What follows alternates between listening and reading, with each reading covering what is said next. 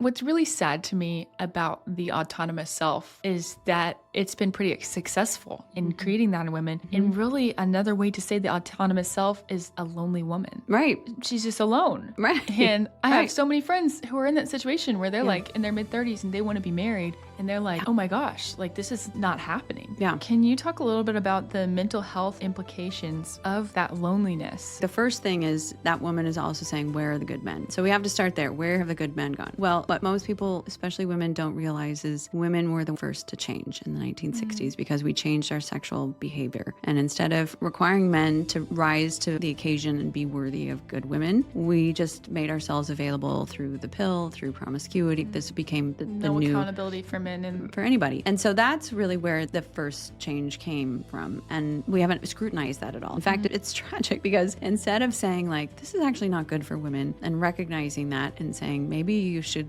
not be so promiscuous. Instead, we just continue to do the opposite. Like, oh, well, men should change or this should change or we need more abortion, like whatever. It's tragic because we know that there's damage that happens to women. So it's sort of like saying, well, children, you can go play with these knives. We're here for you. When you get all cut up, we'll stitch you up. Like it's So just a true. ridiculous starting point that we just completely ignore. And then we can't figure out why we can't get good men. Good women are required first, I think. And that's sort of the irony too, is that we usually scrutinize men first before we scrutinize ourselves. We blame men for almost all of this for a very long time. The second piece, of course, is just the generational mental illness of children in particular who haven't been well attached to their mothers. Erica Commissar has done amazing research on this, the crucial role that a mother plays in having a properly attached child. And when that does not happen, some of the mental illness that we see, particularly histrionics, narcissism, borderline disorder, all of those kinds of things are all, according to psychiatrists, which I'm certainly not one, but there's plenty of research out there, connected to attachment disorders that,